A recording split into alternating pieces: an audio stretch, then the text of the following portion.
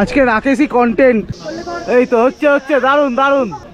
আমাদের কলকাতার জুতো কিন্তু এই জিনিসটা নেই যেটা এখানে আছে, সেটা হচ্ছে হিমালয়ান উলফ। রেড পান্ডা একদম সামনে।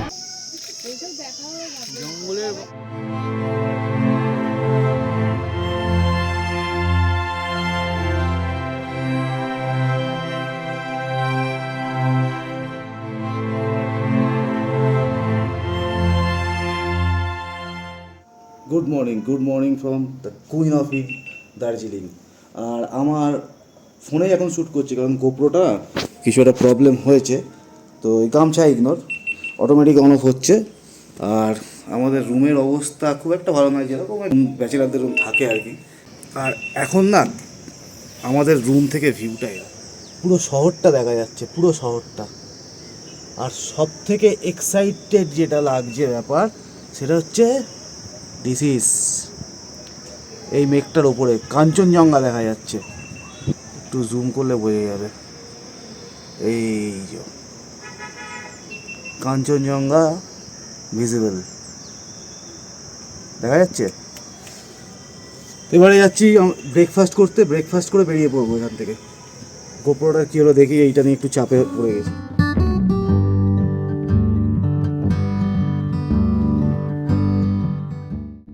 ভ্যালিটা এরকম দারুণ লাগছে।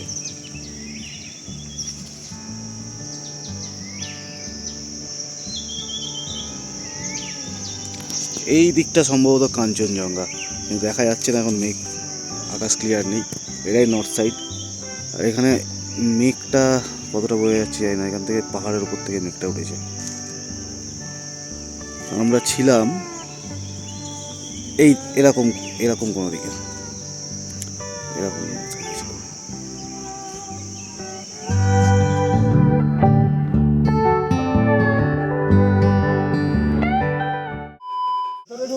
হচ্ছে পিস প্যাগোডা। প্যাগোডার হিস্ট্রি আমি ঠিকঠাক জানি না, কত সালে তৈরি হয় বা কত সালে কী হয় এই সম্বন্ধে আমি রিসার্চ করিনি, তাই শুধু দেখাতেই পারবো।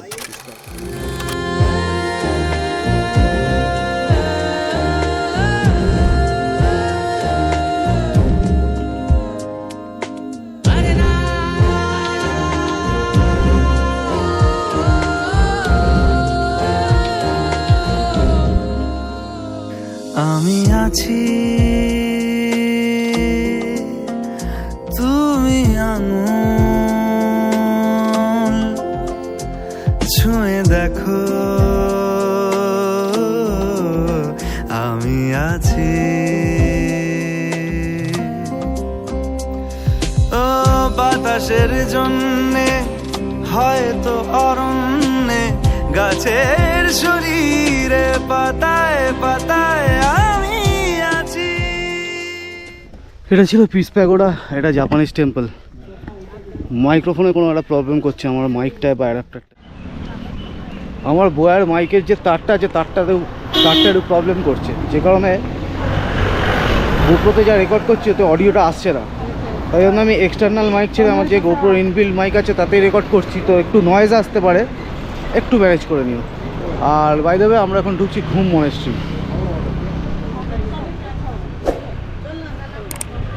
এই টয় ট্রেনের লাইন, এখানে বাজার বসে। আর এই হচ্ছে ঘুম মনেস্ট্রির গেট।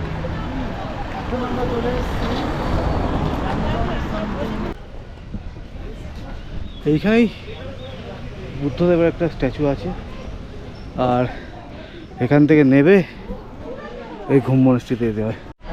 ঘুম মনেস্ট্রিতে আসতে গেলে বেশ খানিকটা নিচে ক্লাইম্ব করে নামতে হবে, বেশ খানিকটা ডাউন ক্লাইম্ব করে নামতে হবে। নেবে নিচে নেবে ঘুম মনেস্ট্রি। তো বয়স্করা যাদের একটু পায়ে প্রবলেম আছে তাদের একটু প্রবলেম হবে। আর ঘুম মনেস্ট্রিটা নেবে দেখতে এরকম।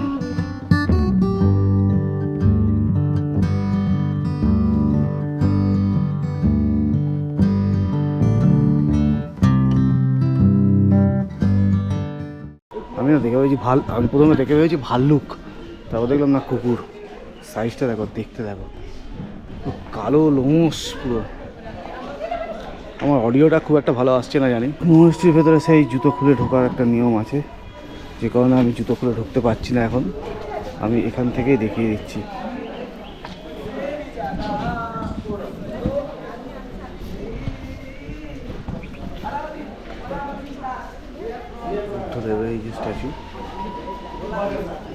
তো এই হলো ঘুম monastery.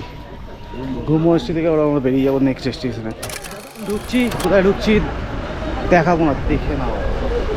Batasia loop, Gorkha war memorial Batasia, Gorkhaland territorial administration. এখানে টিকিট কাটতে হবে। এখান থেকে টিকিট কাউন্টার থেকে এরা টিকিট করছে 50 টাকা করে টিকিট। আর 50 টাকা টিকিট। এবার ভেতরে গিয়ে দেখবো কী কী আছে। বাতাসিয়া লুপ যতদূর আমি জানি একটা সুন্দর জোন, নো স্মোকিং জোন, কিন্তু হ্যাঁ সুন্দর জোন হয়েছে, নো স্মোকিং জোন। এখানে সিগারেট খেতে খেতে প্রকৃতির মজা নেওয়া যাবে না কিন্তু, তো বি কেয়ারফুল। এই বাতাসিয়া লুপ একটা ঐতিহাসিক জায়গা। দার্জিলিংয়ের যে ইন্টারনাল টয় ট্রেন চলে, যারা এনজিপি থেকে দার্জিলিং আসবে না কিন্তু টয় ট্রেনের মজা নেবে, সেই ট্রেনটা কিন্তু ঘুম থেকে স্টার্ট করে কার্শিয়াং হয়ে এই বাতাসিয়া লুপেই আসে। এই যে ট্রেন লাইন টয় ট্রেনের, তোমরা সবাই জানো যারা দার্জিলিংয়ে ঘুরতে আসো এই বাতাসিয়া লুপের মাহাত্ম্য কতটা। তো এই জায়গাটা লেখা আছে আই লাভ দার্জিলিং, যেখানে সবাই ফটোগ্রাফি করে। জায়গাটা একবার দেখো।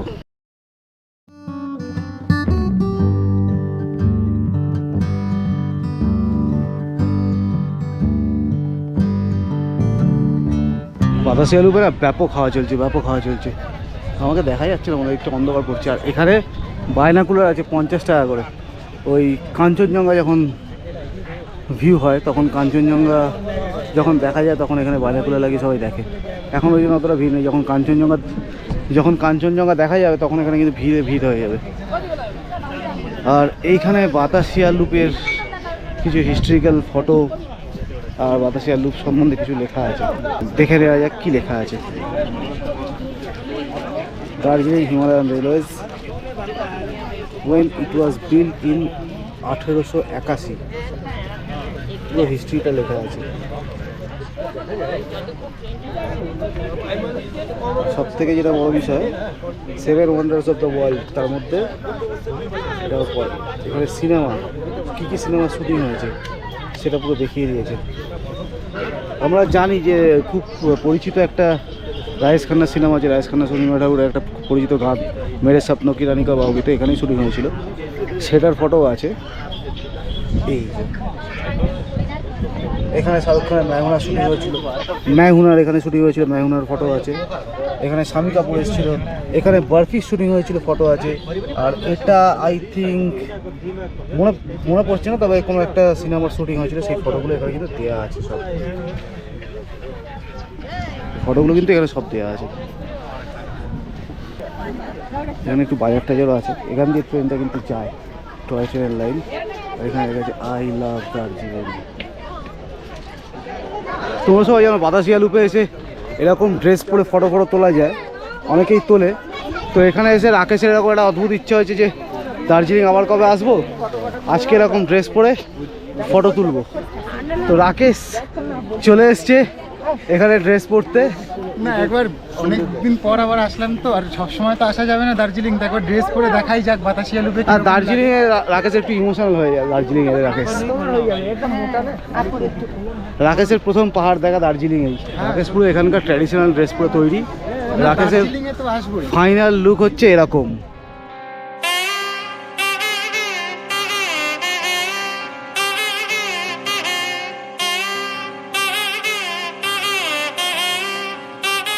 চলো কুকুরিটা ঢোকাও, কুকুরি খেলা বেল। আজকে রাকেশই কন্টেন্ট, রাকেশই আজকে কন্টেন্ট। বাতাসিয়া লুপে ভেবেছিলাম যদি ট্রেন দেখা যায়, টয় ট্রেন ভিডিও করবো, কিন্তু কিছু দেখা গেল না বাতাসিয়া লুপে। তো আমরা বেরিয়ে যাচ্ছি দার্জিলিং বাতাসিয়া লুপ থেকে। লুপে এতক্ষণ ছিলাম, একটাও ট্রেন দেখতে পাইনি। নেমে যাওয়ার পর ট্রেন বাতাসিয়া লুপে ঢুকলাম। এখন বরাত ভালো যে আমি একটা ট্রেন স্টিম ইঞ্জিন আসতে পারছি।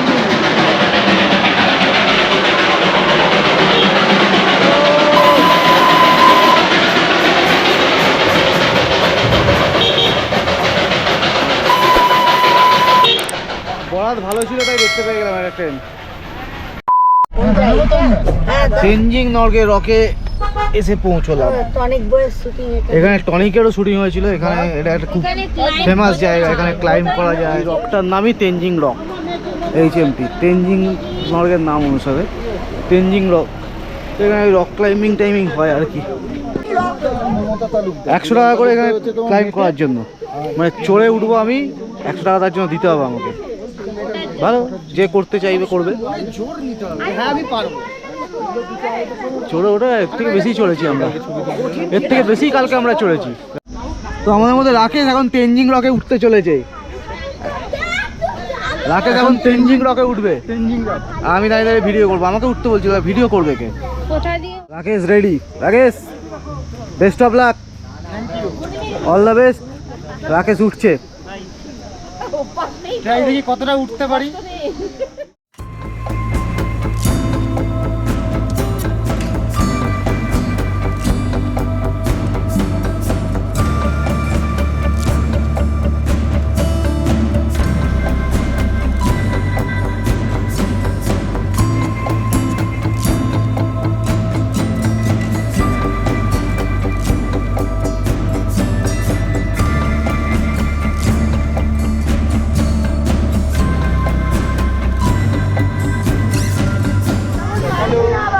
রাকেশ আবার নেমে আসছে। আমি ওকে বলেছিলাম এখানে যখন গেছে ওদিকটা গিয়ে একটা ছবি তুলতে, ছবি তো তুলে নিয়ে কোনো রকম নেমে যাচ্ছে আবার।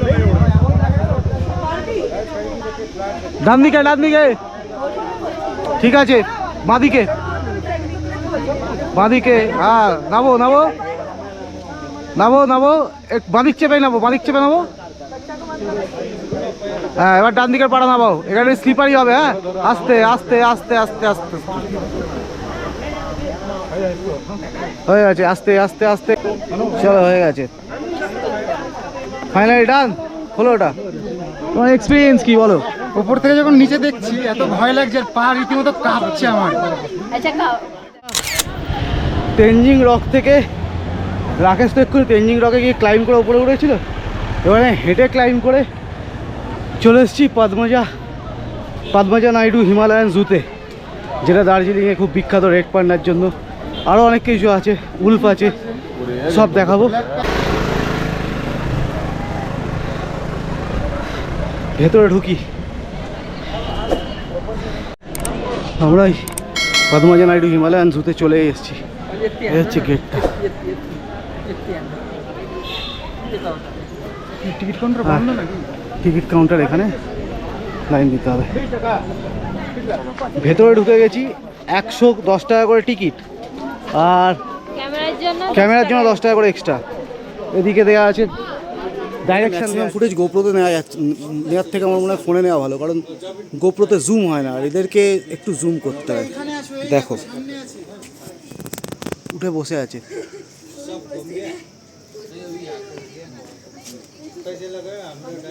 এখানে উঠে বসে আছে।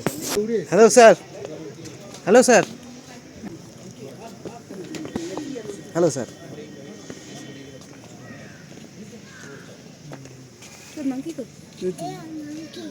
আমাদের কলকাতার জুতে কিন্তু এই জিনিসটা নেই, যেটা এখানে আছে।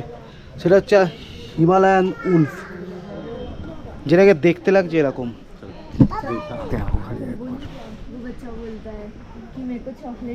দুটো আছে Himalayan Wolf, this is Himalayan Wolf. দুজনেই এখন ঘুমোচ্ছে আর দেখছে, জেগে আছে। আই সাবাস। দেখা যাচ্ছে লেপারটাকে, একটু জুম করে দেখাই। আর আমি গোপ্রোতে করছি না, কারণ দেখা যাবে না। আমি ফোনের ক্যামেরা দিয়ে করছি, তখন জুম ইনটা করা যাবে। দেখ,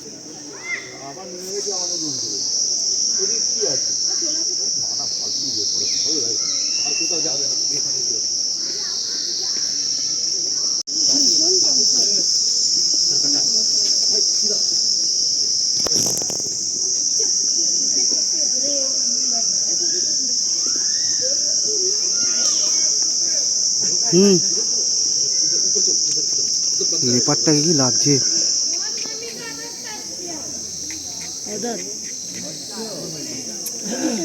স্নো লেপার্ড ক্লিয়ার।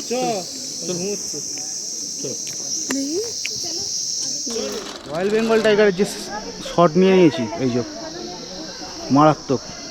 আরও শট নিয়েছি, একটু জুম ইন করতে হয়েছে, যার জন্য আমি গোপ্রোতে করতে পারিনি, যার জন্য আমাকে ফোন ইউজ করতে হয়েছে জুম করার জন্য, কিন্তু শহরটা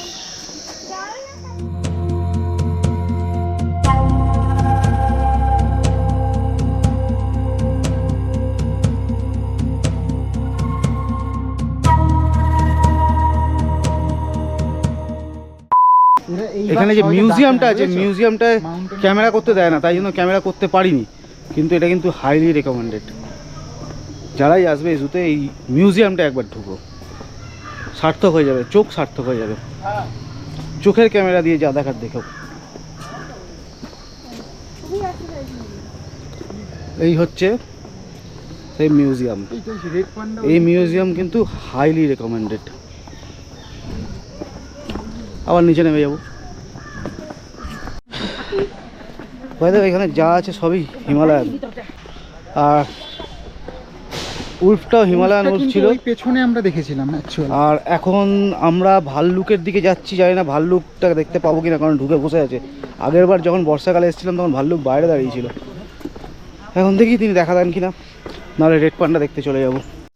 ভাল্লুকটা না এখানেই ছিল, মানে এখানেই থাকে আর কি, কিন্তু আজকে দেখতে পাচ্ছি না কোথায় আছে। सर जी तो बिहार कहाँ पर है? ऊपर बैठा है वहाँ ऊपर दिख नहीं रहा है। निकल जाएगा, वो निकलने का टाइम हो गया। इधर एक দার্জিলিংয়ে হিমালয়ান জু যে জন্য বিখ্যাত, না বাঘের জন্য, না উল্ফের জন্য, না বিয়ারের জন্য, বিখ্যাত রেড পান্ডার জন্য। সেই রেড পান্ডা একদম সামনে।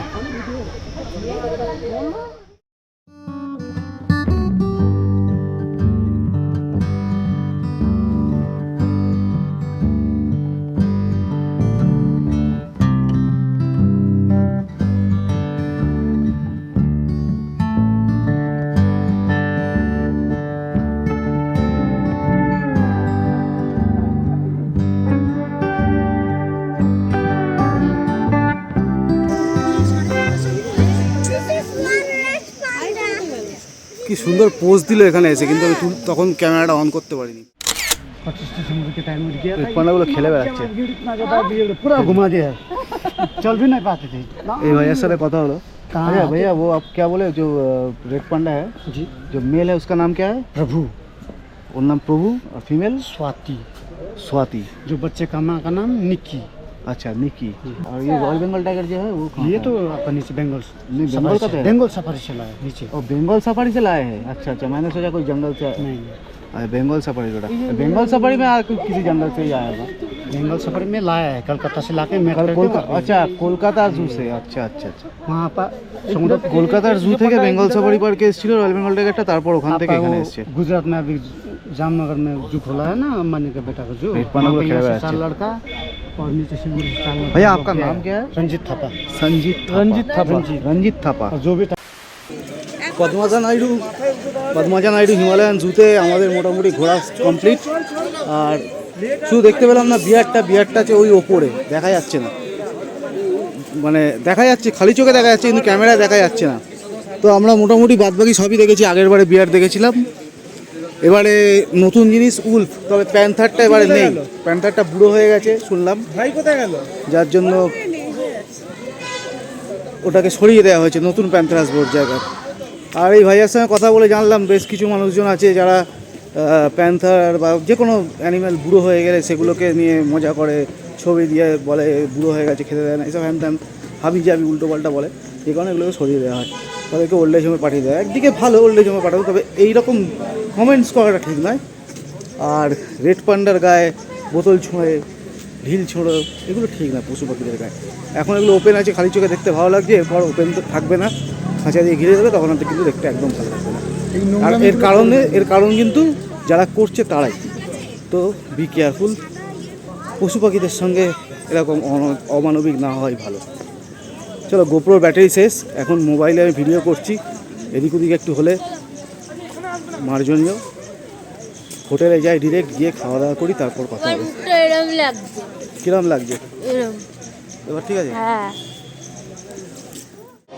সন্ধ্যেবেলা মেলে এসছি, ব্যাপক ভিড়।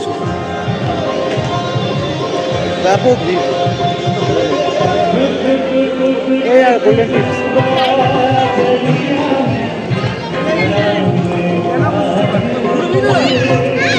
মেলে বসবি, দায়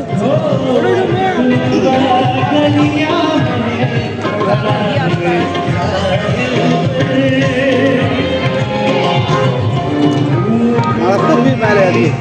আমরা বর্ষাকালে যখন এসেছিলাম এই মেলায় কোনো ভিড়ই ছিল না, এখন সিজন পুরো ভিড়ে ভিড়।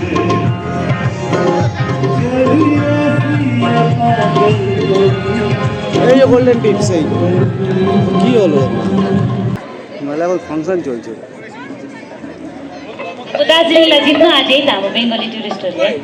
खोइ त हाम्रो दार्जिलिङको पनि अलिक ज्यामक हुनुहोस् न हौ है।